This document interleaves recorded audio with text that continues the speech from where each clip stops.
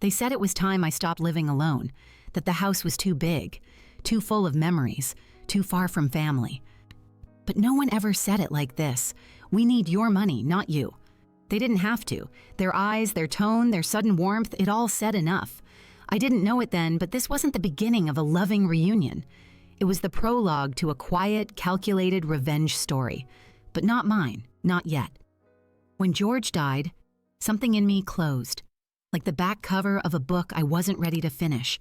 48 years of marriage, 2 children, 1 little white house with yellow shutters, and then just me.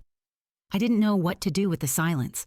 I kept the house exactly as it was, his slippers still under the bed, his coffee mug on the shelf untouched. Our anniversary photo stayed on the mantle, right where he left it. My son Andrew called it unhealthy. I called it sacred. The kids started calling more often after the first year, checking in, offering help, mostly Andrew. "Mom, we just worry," he'd say in that soft, rehearsed voice. "You're out there all alone. That house is too big for you. It's time." Time? For what? "Come live with us. Clara and I have been talking. It makes sense. Family should be together." I wanted to believe him. I needed to. After years of caregiving and grieving, the idea of being wanted, it felt like a warm coat I hadn't worn in a long time. Still, I hesitated. "Oh, and Logan's excited too," Andrew added.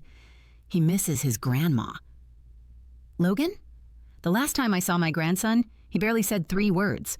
He was always glued to his phone, headphones in, smirking at everything I said like it was some sort of joke. But I missed them all. I missed Sunday dinners, voices in the kitchen, someone moving around upstairs. And truth be told, the house was getting hard to manage. The garden George had poured his heart into was overgrown. The roof leaked last spring. The stairs creaked in ways that made me nervous. So one cold Tuesday in February, I said yes. I expected hugs. I expected welcome. I expected family. What I got was accommodation. The room they gave me had no place for my sewing table, no bookshelf. The boxes marked Dad's books were shoved into the garage. Clara smiled thinly and said, "We'll sort through those later." I told myself not to make trouble, that I was the guest. No, worse, I told myself I should be grateful. When George and I were raising Andrew and his sister, we didn't have much, but we had pride. We had love. I remember staying up late to sew Andrew's Halloween costume when we couldn't afford the one he wanted. I remember going without new shoes so we could pay for his braces. I remember holding him the night he didn't get into his first choice college, whispering that failure was not the end. And now, I was extra clutter. The first week, I kept mostly to myself. I didn't want to interfere. Clara had a system for everything. Breakfast at 7 sharp, no sugar in the pantry, and no TV in the living room after 9. I tiptoed like a tenant. Andrew? He was busy, always on a call, always rushing. But he'd pass by and give my shoulder a squeeze. "You settling in okay, Mom?" "Yes, sweetheart," I'd lie, forcing a smile. But inside me, something small and sacred started to flicker. The voice I hadn't heard since George passed, the one that whispered, "Something's off." It was waking up. Then came the night I made meatloaf. It used to be Andrew's favorite. I spent the afternoon cooking, using the same handwritten recipe card George had tucked behind the spice rack 30 years ago. When I placed it on the table, proud and hopeful, Clara barely looked up. "Oh," she said, "you cooked tonight?" Andrew took a bite, then another. "Not bad," he muttered, then reached for the salt. Logan sniffed it and said, "Why's it smell like the 1980s? They all laughed. I laughed too, but inside, my hands were trembling. After dinner, I cleared the plates without a word. No one stopped me. No one offered to help. That night, alone in the little room that used to be a storage closet, I sat on the edge of the bed and stared at the wall. I missed my window. I missed the garden. I missed George's gentle voice telling me I'd done enough for one day. The bed was too firm. The room was too small. But worst of all, my life didn't feel like mine anymore. A week later, Andrew handed me a packet of forms. "Just some paperwork," he said casually. "We're refinancing the house, and it'll be easier if everything's streamlined." I looked at the page. My name was printed at the top. "I thought you already handled this stuff," I said, frowning. "Oh, it's nothing serious. Clara's name on a few things. Just signatures for convenience. I hesitated. Don't you trust me? And there it was, that tone. Not a question, a warning. I signed because I was tired, because I didn't want to fight, because I thought, he's my son. If I'd known what was coming, I never would have lifted that pen, but I didn't. Not yet. All I knew deep in my bones was that something precious was slipping away, and for the first time in my life, I was afraid. Not of dying, but of disappearing while still alive. It was supposed to be a celebration. That's how Andrew described it. We'll invite everyone, family, friends. It'll be a little welcome home for you. Home. I remember standing in the hallway that morning, listening to the sound of laughter downstairs. I had picked out a lavender blouse George once said made my eyes look kind. I stared at myself in the mirror, smoothed my thinning hair, and whispered, "You can do this." But something inside me felt off, like I was walking into a room where I didn't belong. The house was full of people I hadn't seen in years. Old neighbors, Andrew's business partners, Clara's sister who once told me my furniture was quaint. They smiled, hugged me, called me brave for moving in with my son. But every smile felt like a performance. "Your Logan's growing up fast," someone said. I smiled. "Yes, almost 19 now." "Such a good boy," she added, sipping her mimosa. I didn't answer. In the backyard, Logan stood by the grill, loud and confident, wearing sunglasses like a movie star. He barely looked at me. Andrew clapped him on the back. "You know, Mom used to be a librarian. Shelves full of books. She's like a walking encyclopedia, right, Mom?" I gave a little laugh. "Only about 1950s cookbooks and classic fiction." Logan rolled his eyes. "Yeah, we found like 8 boxes of that stuff in the garage. Thought I stepped into a time capsule." A few people chuckled. I kept smiling. Later that afternoon, the real moment happened. I was standing with my cane, talking to Clara's cousin near the driveway. Someone had asked about George, and I'd gotten lost in a quiet memory about our first home. I wasn't paying attention to Logan sneaking up behind me. He grabbed my cane, light as a feather, and with one dramatic swoop, threw it into the street. It clattered onto the asphalt, cars whizzing by in both directions. "Let's see how tough Grandma really is," he said, laughing. "If she makes it back alive, she gets coffee." My breath caught. Andrew laughed. So did Clara. I looked at the cane lying in the road. I looked at the faces around me, some awkward, some amused. No one moved. Not even the people who just told me I was brave. Not one hand reached for my arm. Not one voice said, "That's not okay." So I did the only thing I could. I walked. My legs trembled with every step. The wind pulled at my blouse as I approached the edge of the driveway. One car passed, then another. I waited for a break in the traffic. My heart was pounding, not from fear of the cars, but from the shame. I couldn't believe this was happening. Someone honked. Someone laughed. And then, as I bent to retrieve my cane, a young man I'd never seen before appeared from the sidewalk. He darted into the road, grabbed the cane, and brought it to me. "Ma'am, are you okay?" he asked. His face was young and kind, eyes full of confusion. I nodded, but I couldn't speak. The lump in my throat was too big. He looked back at the house, at the people on the porch. "Is that your family?" I couldn't answer. I wanted to vanish. As I slowly made my way back up the driveway, Logan called out, "Look who made it!" And Andrew, my son, smiled like this was all perfectly normal. He put a hand on my back, slapped it lightly. "Tough old bird, huh?" I stumbled forward a little. "Coffee time," Logan said, tossing a cold mug onto the table with a dramatic bow. "She earned it." I sat down quietly, cane in hand, my dignity shattered. I don't even remember who was speaking around me. The wind rustled the leaves. Someone played music. But I was somewhere else entirely.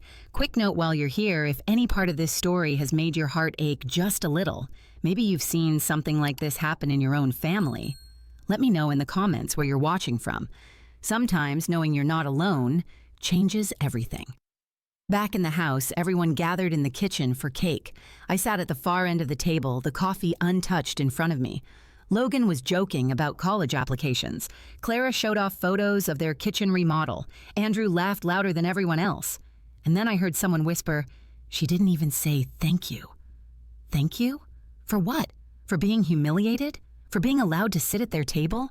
I pressed my hand to the table, steadying myself. Clara came over. "You're awfully quiet, Marianne. Tired?" "Yes," I said, though that wasn't the word. I wasn't tired. I was done. Later that evening, in the guest room that wasn't mine, I sat on the edge of the bed, staring at the cane leaning against the wall. I remembered holding Logan as a baby, teaching him how to read, the night he was sick and I stayed up rocking him until sunrise. He doesn't remember any of it. Maybe he never will, but I do, and that matters. And that night I didn't cry. I just sat still, listening. There were voices downstairs, Andrew and Clara laughing softly. Then Clara's voice. "I told you she'd cave." Andrew. "We just have to keep her comfortable until the paperwork's done." I leaned in, heart pounding. "She'll sign whatever. She trusts me," Andrew said. "Always has." Outside the window, the wind picked up. The sound of it brushing through the trees reminded me of my garden back home, the one I had left behind. I reached for my cane, touched the smooth wood handle. Not broken. Not yet. And for the first time since moving in, I whispered to myself, "This isn't right." Not a scream, not a rebellion, just a whisper. But that's where every quiet revolution begins. There are moments in life that break you all at once, and there are moments that break you in silence. That Sunday night didn't end with yelling. It ended with the clinking of silverware, the humming of Clara wiping down the counters, and Logan laughing at something on his phone. Me? I sat in the dark, in the room they called mine, though it had never once felt like it belonged to me. The guest bed creaked beneath me as I tried to gather my thoughts, but they slipped through my fingers like dry leaves. It wasn't the cane. It wasn't even the laughter. It was the silence after, the way no one checked on me, not even as I disappeared into that cramped room for the rest of the evening, the way no one knocked. No one asked, "Are you okay, Mom?" That silence told me exactly where I stood, not as a mother, not as family, but as an obligation, a resource. I didn't sleep, not really. I dozed off for 20 minutes, maybe 30, then woke again with the sound of Logan's laughter still echoing in my head. Or maybe it was in the hallway. I couldn't tell anymore. By sunrise, I was dressed and ready. I didn't tell anyone where I was going. I just left. Back to the only place that had ever felt like mine. The drive to my old house was short, but it felt longer than ever. I hadn't been back since the realtor's photographer came weeks ago. They'd insisted it be staged. Clean and simple, Clara had said. No clutter. Clutter. That's what she called George's book collection. The vintage rocking chair he sanded and stained with his own hands. The embroidered pillow I made the year Logan was born. Clutter. I parked across the street, heart thudding. For a moment, I just stared at the front steps. The porch light had burned out. The garden beds were dry. No one had watered them since I left. Inside, the house was colder than I remembered. Empty, but still humming with ghosts. I walked from room to room, running my fingers along the walls.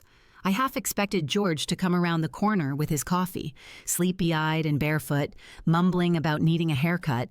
Instead, there was only silence and dust. In the study, everything was just as I left it, except one thing. The drawer, where we'd always kept important papers, was empty. No deed, no will, no insurance documents, nothing. I sat down in George's chair, heart racing. I checked the filing cabinet, then the safe behind the bookshelf. Gone. The folder with every piece of our life. Gone. Suddenly, I remembered. Andrew had offered to help with paperwork not long after the funeral, said he'd organize it all digitally, so I wouldn't have to worry. I was too tired, too lost in grief to question him then. And now I knew. That grief had made me easy to erase. With shaking hands, I picked up the phone and dialed our bank. The voice on the other end was polite, almost cheerful. "Hello, Mrs. Beckett. How can I assist you today?" I just need to check the balances on my accounts." After verifying my identity, she continued, "Your checking account currently holds $3,916.52. That wasn't right. George's life insurance had left us with over $50,000 just in that account. "What about the savings account?" I asked, though I already knew the answer wouldn't make sense. "Your savings currently sits at $11,203. I gripped the phone tighter. "Can you tell me if there have been recent withdrawals?" There was a pause. "Yes, ma'am. There have been monthly transfers. most between $2,000 and $4,000 over the past 3 years. Transferred where? Another pause. To a joint account listed under Andrew and Clara Beckett. The room blurred around me. I stared at the wallpaper we put up in 1989 when we converted the garage into George's reading room. Ma'am, is there anything else I can help with today? No, I whispered. Thank you. I hung up. Then I sat there in the silence that used to comfort me, and I wept. Not because of the money, not even because of the betrayal. I wept because I let it happen. I had trusted him. I handed over passwords, let him set things up, thought I was being taken care of. What I didn't realize was that I was being managed, like a checking account, like a piece of property. Andrew hadn't been helping me. He'd been preparing to own me. Later that afternoon, Clara called. Hey, just checking in. You left early. I could hear the sugar in her voice. I needed air, I said quietly. Well, don't tire yourself out. Andrew and I were thinking we should start bringing over some boxes from your house this weekend, just to help with the move. Not if the move would happen. When? Not yet, I said. I need to decide what I'm keeping. A pause. Well, remember, your room here isn't very large, she said, a little too brightly. We'll have to be selective. After we hung up, I sat for a long time in the stillness. The ache in my chest wasn't grief anymore. It was rage. Quiet. Controlled. Cold. That night, I didn't return to Andrew's house. I stayed in my own bed, in my own sheets. The window open, the sound of crickets filling the air, and before I drifted off, I made a promise to myself. Not out loud, not with drama, but in the kind of quiet certainty only a woman who has survived loss can understand. I may have given him access, but I never gave him permission. That was the last night I slept in that house as a mother who trusted her son. From that moment on, I was something else entirely. The quiet is louder after you've learned something that can never be unlearned. I sat in George's chair, the one he used to read in every night, gripping the arms so tightly my knuckles had gone white. The bank statement lay flat on the desk in front of me, like it was just a piece of paper, not the sharp edge of a betrayal I hadn't seen coming. I wanted to scream. Instead, I sat there in silence, because that's what happens when your world starts falling apart and no one around you even notices. It collapses quietly. That evening, Nina came by. She's not technically my niece, more like George's cousin's daughter, but she's always called me Aunt Marianne. She stopped by the old house after a mutual friend told her I'd been spotted back home. Nina was in her early 40s now, still sharp, still kind, and still carried that slight defiance I'd always admired. She wore jeans and a canvas jacket, and when she saw me, she hugged me like I hadn't just become a shadow in my own family. I've been worried about you, she said. No one's seen you since the listing went up. I thought you were already moved in. I nodded slowly, then handed her the printout from the bank. She read it. Her face went pale. Oh my God, she whispered. Aunt Marianne, this is theft. I said nothing. What was there to say? She sat down across from me and took a breath like she was trying to steady both of us. I need to tell you something, she said, but it's not going to be easy to hear. She pulled out her phone and opened an email. It was a forwarded message from a friend of hers at a local law office, the same firm handling the transfer of ownership for my house. In the attachment were copies of forms I had allegedly signed, a durable power of attorney giving Andrew control over my finances, a property deed transfer, removing my name from the house title, a new will dated 6 months ago, leaving all assets to Andrew and Logan. I stared at the screen. I never signed any of that, I said, voice flat. I believe you, Nina said, but they're moving fast. The law office said Andrew claimed you wanted to get your affairs in order while you were still of sound mind. That phrase chilled me. While you were still of sound mind, that's when I understood. This wasn't just a money grab. This was a plan to erase me, legally, quietly, before anyone could stop it. They're trying to make it seem like I'm not capable anymore, I said, the words tasting bitter in my mouth. So when I resist, they'll say I'm confused or irrational. Nina nodded. They've already started saying things like that behind your back. Clara told one of my friends at church you've been forgetful and emotional, that you cry over things that never happened. It was happening. Gaslighting. isolation, discrediting, all leading toward one final move, declaring me mentally unfit. That night, I couldn't sleep. I walked from room to room, switching on lights I hadn't touched in months. I stood in the hallway and listened to the creak of the floorboards. I stared at the blank space on the wall where George's wedding photo had hung. Everything they wanted to take wasn't just money or property. It was history. It was identity. I remembered how Andrew used to beg for extra allowance as a teenager, how he called me every night during his first semester of college because he was homesick, how he cried when his first girlfriend broke his heart and he didn't want his dad to know. That boy was gone. In his place stood a man who had forged my name. The next morning, Nina returned with someone new. Her name was Patricia Linwood, an elder law attorney. She was in her 60s, wore tortoiseshell glasses and a no-nonsense expression that made me feel safe for the first time in months. We sat at my dining table while she flipped through copies Nina had pulled from the clerk's office. "These signatures are sloppy," Patricia said, "and the notary is someone who works under Andrew's company, not an independent office. That's suspicious." I nodded, my stomach turning. "We'll need to take action quickly," she continued, "before the transfer goes through." She outlined a plan. File a formal challenge to the property transfer, send a cease and desist letter to Andrew and Clara, notify the bank and put a temporary freeze on all withdrawals. Start the paper trail showing you are fully competent and being manipulated. "I want to press charges," I said suddenly, shocking myself. Patricia paused. "You don't have to decide that today, but you do have options, both civil and criminal." I walked Patricia to the door when we were done. As she reached the steps, she turned and said something I'll never forget. "Marianne, this happens more than you think, but most women don't speak up. You are, that's the difference." After she left, I walked back inside, stood in the living room, and took a deep breath. I wasn't just fighting for money, or even for my house.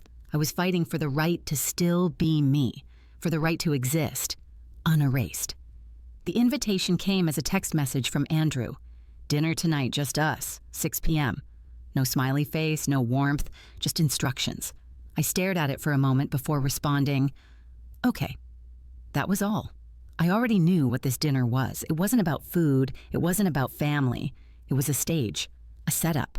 And I was expected to sit quietly in the corner like I always had. I got there a few minutes early. The front door was already open. I didn't knock. Clara was setting the table. She didn't look up when she said, "We're doing roast chicken, your favorite." I didn't correct her. It wasn't my favorite.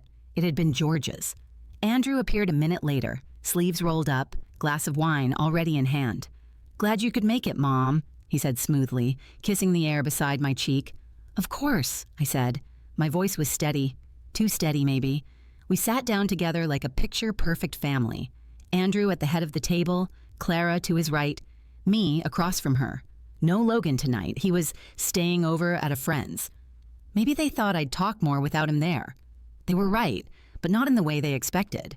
The food was fine, seasoned well, cooked just right, but I couldn't taste any of it. Every bite sat like a stone in my stomach. Andrew poured himself another glass of wine and finally said what he brought me here to hear. "So, I've been hearing some things." I looked up. "Oh?" He leaned back casually, like we were talking about the weather. "Heard you've been asking questions, going through old files, talking to lawyers." Clara's fork paused mid-air. She didn't look at me, just dabbed her mouth with a napkin. I didn't respond. He continued, "I just want to make sure everything's okay. I mean, you've been under a lot of stress, Mom. Grief does strange things." There it was, the line they were building toward. Grief, confusion, memory loss, all stepping stones to declaring me incompetent. I took a sip of water. "I'm feeling much clearer lately." Andrew smiled.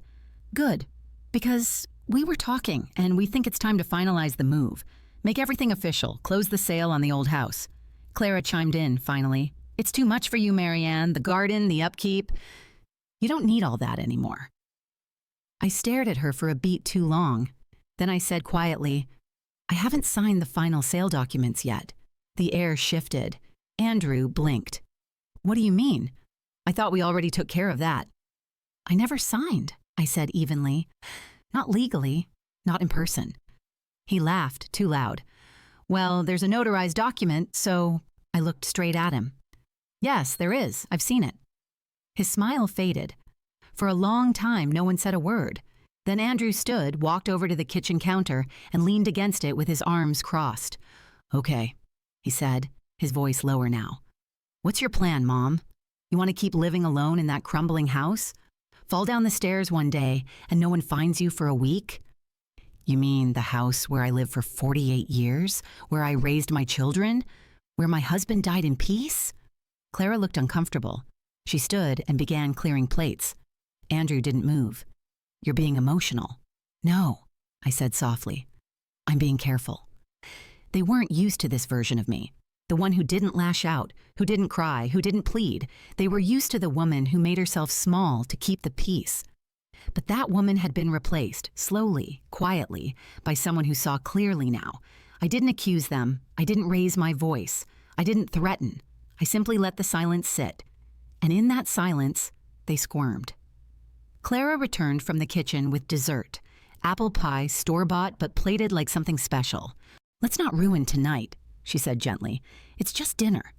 I took one bite, chewed, swallowed. Then I said, "I've contacted an attorney." Andrew's hand tightened around his wine glass. "A what?" "An elder law attorney," I said.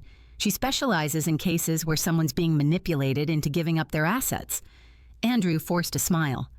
"Are you saying that's what's happening here?" "I'm saying I've had enough of people making decisions for me." That was it. No accusations, no name-calling, just a statement of fact. Dinner ended 10 minutes later. Clara didn't hug me goodbye. Andrew didn't walk me to the door. As I stepped outside, the air was crisp and cold, like the first real breath I'd taken in years. Driving home, I didn't cry, not because I wasn't hurt, but because there was nothing left to mourn. The mother they thought they knew, the one who stayed silent, smiled politely, signed whatever was put in front of her, she was gone. What remained was someone far more dangerous to them, someone who remembered everything, someone who would not be erased. The next morning, I brewed coffee the way George used to like it, strong, no sugar, no cream. I sat by the window in my kitchen, watching the wind push through the trees like it had somewhere to go. There was a strange peace in that moment, a stillness I hadn't felt in a long time. And then the phone rang. It was a short message from Andrew. "We're stopping by today, 10 a.m. Be ready to talk." I stared at the text for a long time. There was no, "Can we come by?" No, "Are you free?" Not even a "Hi, Mom." Just another command like I was a server waiting to refill his glass. I set the phone down and poured another cup. At 9:58, they arrived. I didn't answer the door, not because I wasn't home. I was sitting right there, in the living room, the curtains drawn just enough to let me watch their silhouettes shift on the porch. Andrew knocked. Once, twice, then harder. "Mom," he called. "We need to talk." Still, I didn't move. Behind him, I saw Clara pacing with her phone in hand, and standing a few feet away, a man in a gray suit. Dr. Lou Matthews. Our family physician for over 20 years.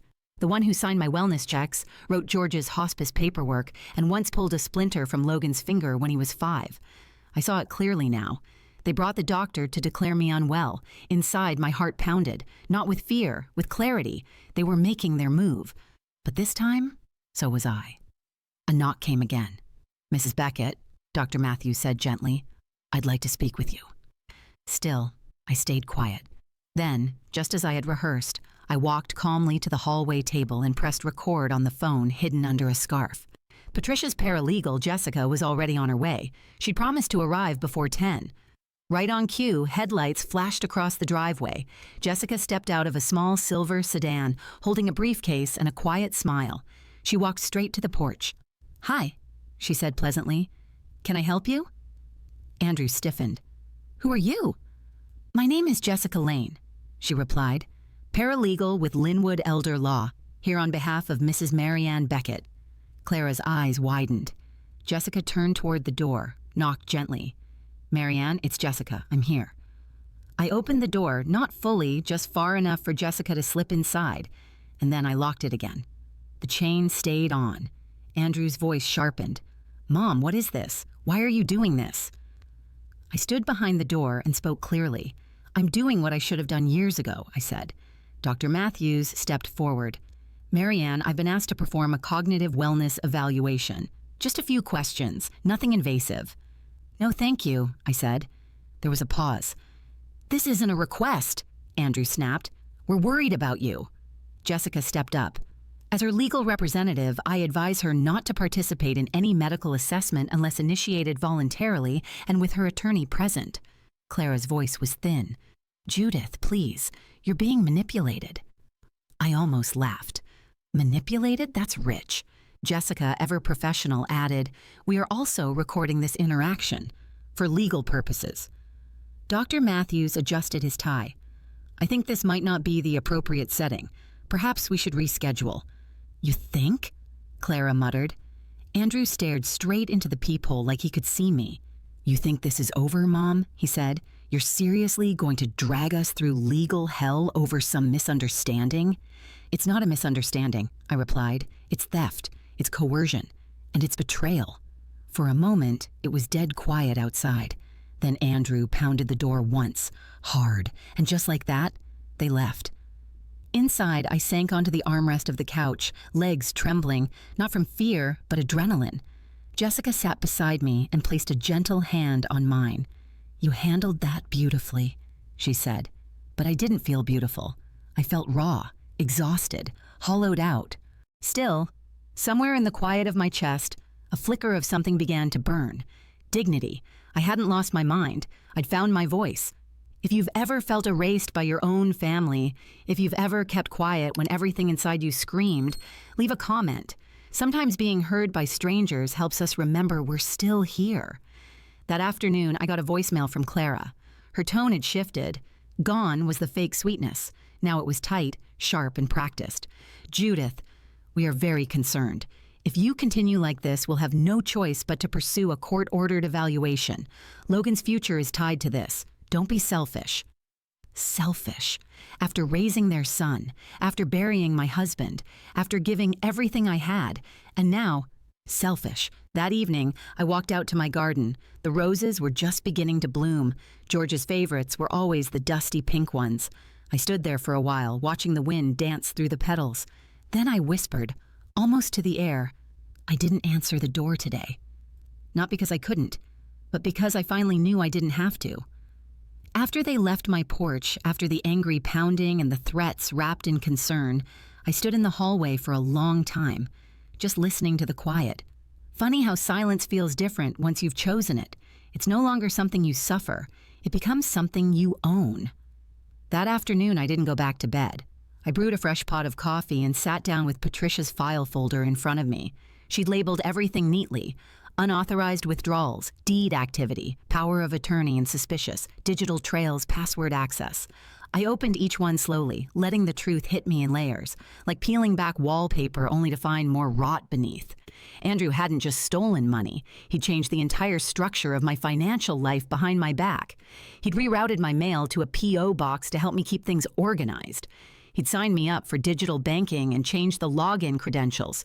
So it's easier for you, Mom. He'd closed one of my credit cards last year, without asking.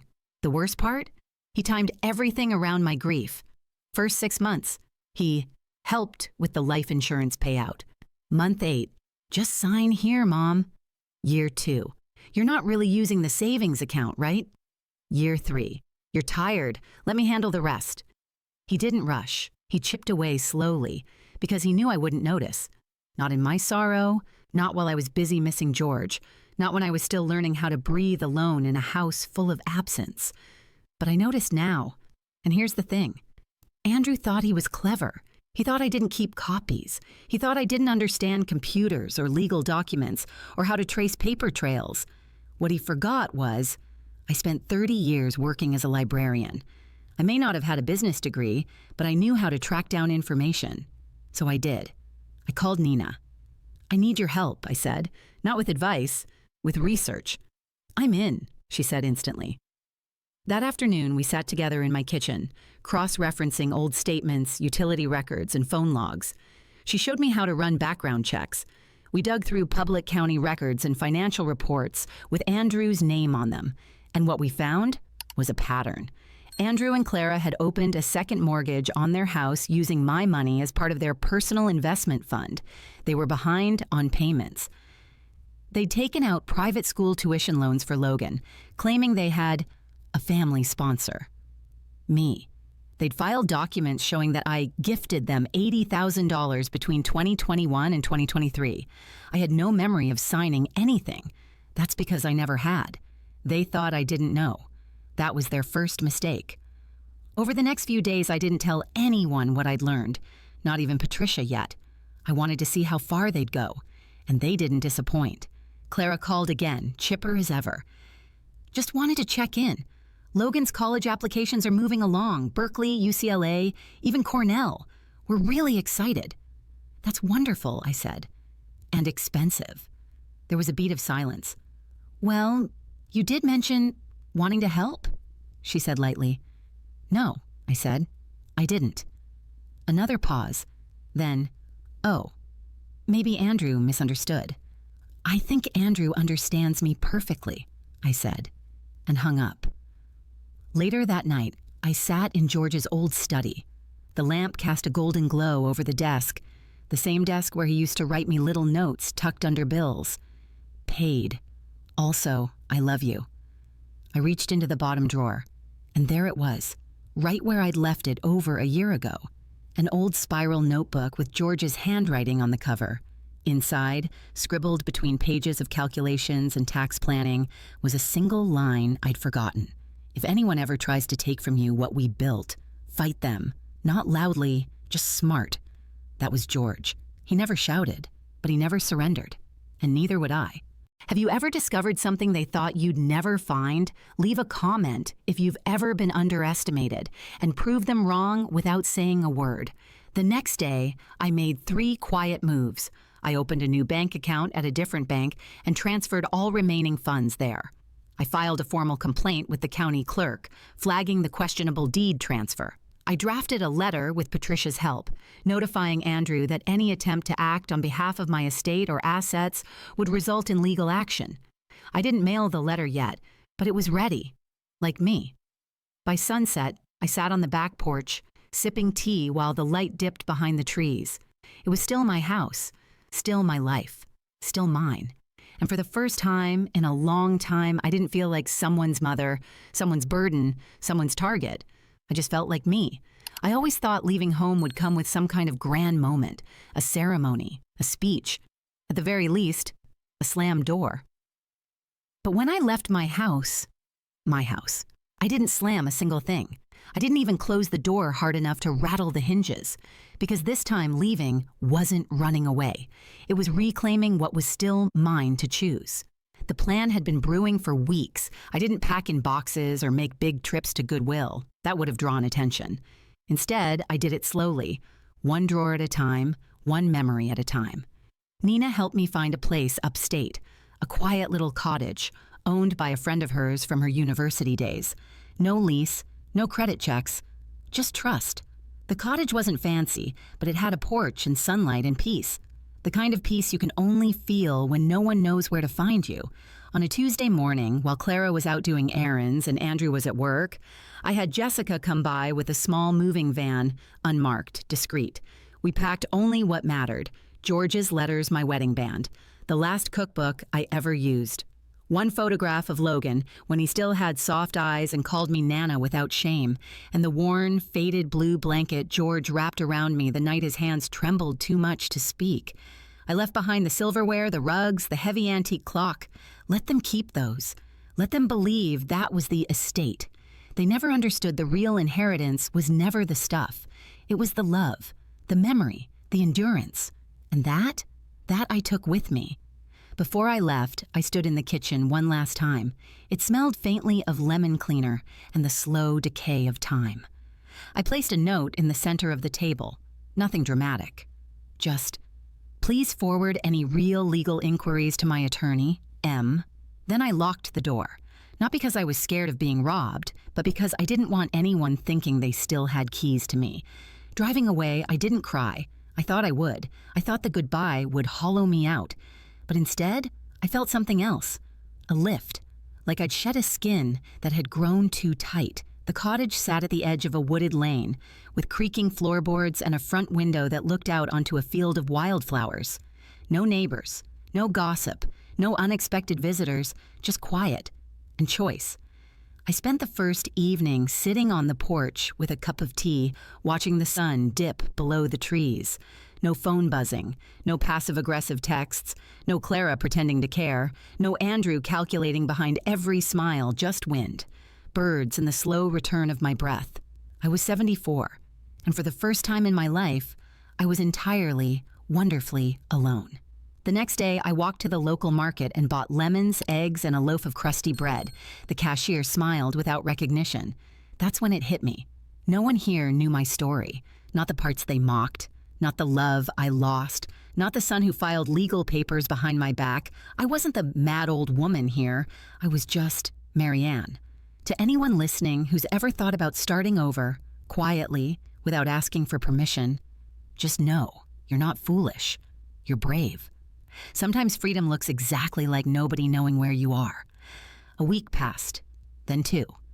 I didn't check my voicemail, didn't open email, didn't ask about Logan, didn't wonder what they were saying behind my back, because I'd finally stepped out of the place where their words could reach me, and I liked the air out here better. One morning, a small envelope arrived by courier. It was from Patricia. Inside, copies of new documents, updated with my signature and full consent, a revoked power of attorney, a statement of legal capacity signed by a certified doctor. I chose myself, a restraining notice, to be used only if Andrew or Clara tried to contact me again under false pretenses. There was also a sticky note from Jessica. They came by the office. Furious, you'd be proud. I smiled. Not because I wanted them to suffer, but because I knew I no longer had to. Let them be angry. Let them tell their stories. Let them circle the house that no longer held me. I was gone. Not missing, just free. They thought they'd taken everything. The house, the savings, my voice, even Logan. But the one thing they didn't know, the land behind the house. It was George's idea years ago, back when land was cheap and retirement seemed far away. He came home one spring afternoon, his hands still dirty from trimming the rose bushes, and said, "I bought the acre behind us. Quiet land, nothing on it, but one day, maybe we'll build a garden there or a cabin, or give it to someone who needs peace." I remember laughing. What are we going to do with an empty acre of dirt? He just shrugged. It's ours. That's enough. I never thought much of it again, until a few weeks ago. While going through the folder from Patricia's office, I noticed the old deed tucked between insurance policies, and there it was, my name alongside George's on the purchase. Filed, untouched, untransferred, still mine. And you know what? Andrew never asked about it, never knew it existed. He was too focused on the house, the bank accounts, the obvious assets. But what they didn't realize was this. Sometimes the quietest things carry the most weight. I visited the land last week. It hadn't been touched in years. Just grass, wild trees, a slope that caught the morning sun in a way that made you pause. And in that moment, standing in that forgotten acre, I realized something. I didn't want to fight them for what they stole. I wanted to build something with what they never saw coming. That afternoon, I called Nina. "You still know that friend who works in nonprofit housing?" I asked. "Rachel? Yeah, why?" "I have land, and I have an idea." 2 weeks later, we filed the paperwork, a land trust agreement dedicated to housing women over 60, displaced by family or financial abuse. We called it Marigold Place, after the wildflowers George once planted in the corner of our backyard, flowers that kept blooming even when forgotten. The name felt right. It wasn't revenge. It was reclamation. Have you ever turned something painful into something powerful? If you've taken what was meant to break you and used it to build something, I'd love to hear your story below. Sometimes healing happens when we finally speak it out loud. Patricia helped me set it up as a foundation. Anonymous, quiet, no press releases, no ribbon cuttings. Just a safe space for women like me, who gave everything and were left with nothing. And the best part? Not a single one of them will ever know Andrew's name. I think that's what makes this so different from the stories you see on TV. There's no courtroom shouting, no dramatic reveal, no one falling to their knees in regret. Just me, sitting at a kitchen table, writing a check, signing a form, handing over keys, and changing someone's life in silence. Nina cried when I told her. "You know they'd be furious if they knew." "I know," I said, and I smiled. One night, as I walked through the field near the cottage, I thought of Logan, of how he used to run barefoot in the summer, chasing dragonflies, cheeks pink from laughter. I remembered the boy, not the teenager they turned him into, not the silence he gave me the last year. I forgave him that night. Not for him, for me. Sometimes you don't need closure from the people who hurt you. You just need a piece of ground they never claimed, and the courage to plant something new. Back in the cottage, I lit a candle on the windowsill, not for prayer, not for hope, just light. Because when you've lived in someone's shadow long enough, even the smallest flame feels like sunrise. The morning of my 75th birthday, I woke up before the birds. The sky outside the cottage was still the color of charcoal, and the air smelled faintly of pine and old wood. I sat up in bed and waited. Not for anything in particular, just for the stillness to settle. No phone call, no knock, no voice on the other side of the door asking if I wanted pancakes or tea. Just the quiet, and me. I walked to the kitchen and made myself a pot of coffee. The kind George used to make when the kids were still small, strong enough to keep you warm all the way to your bones. I poured it into the same chipped mug I'd been using since I moved, the one with the tiny sunflower on the side. That was my only gift that morning, the ability to sit down and drink it without interruption. I checked the clock, 9:43 a.m. This was usually the time Clara would call with her practice cheer. "Hi, Mom. Happy birthday. Logan's got soccer, but we'll swing by later, okay?" And then later would never come. Andrew might send a text. Last year, it was just an emoji. Logan used to make me cards when he was a boy, crayon hearts and glitter. But the last one was 5 years ago. At noon, I still hadn't heard anything. I kept the phone on silent, not out of spite, but because I already knew it wouldn't ring. At some point, you stop hoping for the doorbell. You just stop checking. I sat on the back porch and watched the wind ripple through the grass. A blue jay landed on the railing beside me and stared, curious. "You're the first one to say anything today," I whispered. He didn't answer, of course, but he didn't leave either. Funny how the quietest things sometimes feel like company. Around 3, Nina called. She didn't say happy birthday right away. She just said, "You doing okay?"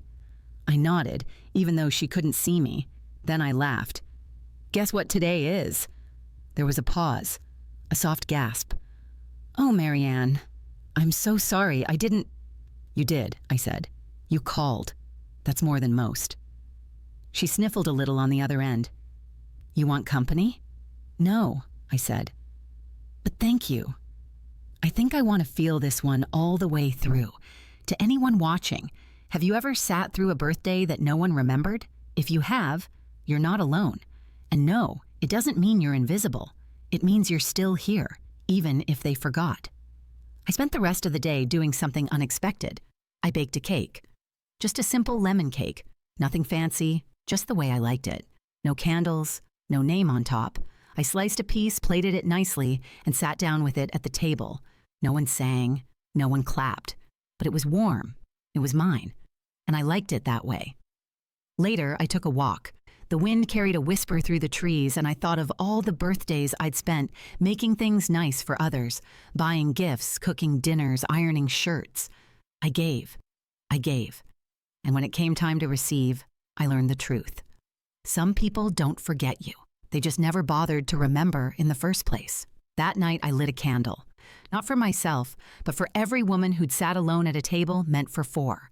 For every mother who cooked her own cake. For every grandmother who didn't get a call. For every woman who once believed next year will be different. But most of all, I lit it for the woman I had become. The one who didn't need to be remembered to feel real.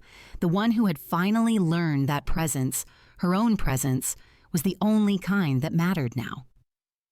At midnight, I blew out the candle and smiled. Not because it was over, but because I had made it through the loneliest part of my story and didn't shatter. The letter wasn't long. It didn't need to be. No poetic openings, no bitterness, no "I told you so." Just truth, clear and steady like a calm tide that knows exactly how far it's willing to rise. I wrote it by hand. Took my time, too. Sat by the window in the cottage, sunlight warming my shoulder, the sound of wind tapping gently on the glass like it was listening in. I used the same pen George once gave me for our 40th anniversary. The ink had barely dried after all these years, but it still moved across the paper smooth as breath. Funny, isn't it? How some things lose value fast. Cars, jewelry, even houses. And some things, like dignity and peace, become priceless the moment you take them back.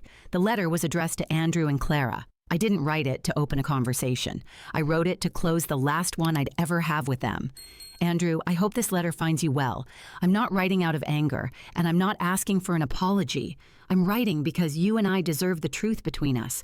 Even if we never speak again, you believed I would never notice, that I'd fade into the wallpaper of your life, soft and forgettable, easy to dismiss. And for a long time, I did. I let you speak over me, decide for me, even erase me in small, polite ways. But not anymore. I know everything. About the accounts, the property transfers, the quiet manipulations disguised as concern. And I know it was not a mistake. It was a choice. Just like this letter is mine. I am no longer under your care. I am no longer a source of your funding. I am no longer someone who waits for your approval. I've reclaimed everything that was still mine. And I've given away what I no longer needed, including you. Please consider this the last correspondence you'll receive from me. Live your life how you choose. I will too, Marianne. I folded the letter neatly, slipped it into a plain envelope. No return address. I didn't mail it right away. First, I sat with it. I set it beside my coffee cup the next morning. I reread it at dusk. I let it breathe, because sometimes even words need air before they carry weight. Then the next morning, I walked to the mailbox at the edge of town and let it go. Not angrily, not regretfully, just finally. I didn't expect a reply, and I didn't get one. But I did hear from Patricia 3 days later. They showed up at the office, she said. Looked stunned. Did they say anything? Andrew just kept saying she didn't even call. I smiled. That was the point. Have you ever written a letter, not to start something, but to end it for good? Tell me below. Sometimes silence isn't empty. It's a decision. That night, I sat by the fireplace in my little cottage, fire crackling, a book resting unread in my lap. I wasn't thinking about what they might be saying. I was thinking about how good it felt, how clean, to be untethered. No legal ties, no emotional debt, no guilt whispering in the corners of my chest, just my name, my breath, my space. Logan never wrote back either, but I didn't expect him to. He was a child born into a household that taught him love was something you earned by obedience, not something given without keeping score. He may one day remember me, but I wasn't going to spend the rest of my days waiting for a boy who now saw me through his father's lens. The next morning, I baked bread, opened the windows, let the scent of rosemary and flower drift into the crisp autumn air. A neighbor stopped by, a woman named Helen, with kind eyes and a slow voice. "Smells like peace in there," she said, smiling. I nodded. It finally does. You see, the thing about endings is that people think they come with noise. Doors slamming, voices raised, plates broken. But some endings are so quiet, they sound like freedom. I still remember the first time George told me I was stronger than I thought. He said it on our 50th anniversary, leaning across the table in that little seafood restaurant by the harbor, holding my hand like a lifeline. "You're my anchor," he whispered. "Without you, I'd drift." Back then, I thought it was just sweet talk.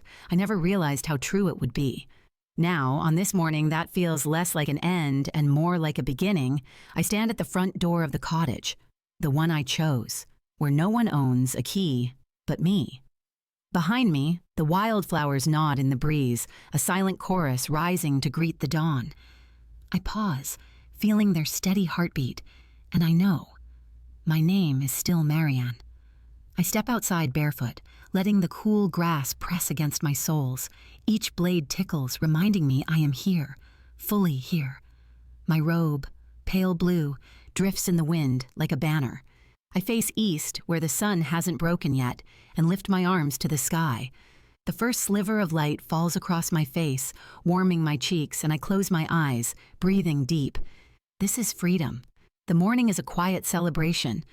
I walk along the little path Nina helped me lay last spring, stones smoothed by time, bordered by lavender and thyme. I brush my fingers along their blooms, inhaling the soft scent that always reminds me of George's library, his glasses perched on a book, the smell of parchment and possibility. I remember every page we turned together, every chapter we lived, and I smile, because those memories belong only to me. No one can steal them, no one can rewrite them, and no legal document can ever take them away. At the end of the path is the bench he built under the old oak tree. I sit, feeling the grain of the wood warm beneath me. The wind rises, rustling branches like applause. I lean back, eyes on the sky, and let the sunlight fill me up. This bench saw me at my lowest, crying when the house was sold, trembling when the bank called, breaking when Logan laughed at my cane. But it also carried me through the nights I plotted my return, the days I laid groundwork for Marigold Place. The moment I signed the final letter that severed my last tie, I opened my journal. You've seen me write letters, send that final note, build that foundation. Today, I write one more time, not to send anywhere, but to seal this story. I am not the woman you tried to erase. I am not the shadow you cast me in, nor the burden you claim me to be. I am the author of my own life, the keeper of these memories, the steward of this land. My name is still Marianne. I close the book and tuck it into my lap. The words feel heavy, like stones lifted off my chest. Down by the driveway, the little mailbox stands, empty as it ever was. No letters for me today, except this sunrise, this wind, these flowers. I whisper to it, "You'll never get my mail again," and laugh softly at my own defiance. A car rolls past far enough not to stop. I wave at the driver, some neighbor maybe, then turn back to the bench. It's the first time in years I've waved at someone without checking who it is. Around midday, I make a simple picnic. Fresh bread, cheese, boiled eggs, a thermos of coffee. I pack it in a wicker basket and carry it to the field where Marigold Place will someday stand. The ground is bare now, but I can see rows of tiny houses in my mind. I can hear laughter. I can feel the gratitude of women who need a refuge, a second chance, someone who believes in them. I set the basket down and sit on the earth, legs crossed, sun warm on my shoulders. I eat and think of what comes next, not revenge, but service. Because the real triumph isn't making them pay. It's rising above, creating something that outlasts bitterness. By afternoon, I've wandered back to the cottage and started a new painting on the easel by the window. It's a simple scene, an oak tree, a bench, a splash of wildflowers. I mix the paint with gentle strokes, each color telling a piece of the story. Blue for peace, green for growth, pink for resilience. As I work, the doorbell rings. My heart leaps, habit, old muscle memory, but I don't move. The bell rings again, then stops. I stay at the canvas, brush in hand, and let the moment pass. No knocks follow, no voices, and that's okay. Evening falls slowly, golden light through the lace curtains. I light a single candle on the windowsill, not because I need more light, but because some rituals matter. Rituals affirm that we are here, alive, and in charge of our story. I sit at the table and pour myself a glass of wine, the cheap kind I used to share with Clara when we laughed about children's antics. Tonight, I sip it alone, savoring the flavor without apology. To every woman who has ever felt overlooked or underveiled, know this: you are seen, you are heard, and your presence makes a difference. Your journey matters, even the parts that felt forgotten or hidden from view. In the comments below, share the moment you first recognized your own strength and worth. What small victory or quiet realization shifted the way you saw yourself? Your voice is powerful, and simply speaking your truth can inspire others to claim their own. Sometimes the bravest act isn't a shout, but a soft, daring confession of who you really are. When the world seems indifferent, remember that stories like yours transform pain into possibility. Tonight, as our story ends, I look up at the sky and feel my name carried in every breeze and bloom. I am Marianne, complete, empowered, and ever unbound. Your story matters more than you know. Let your light shine brightly.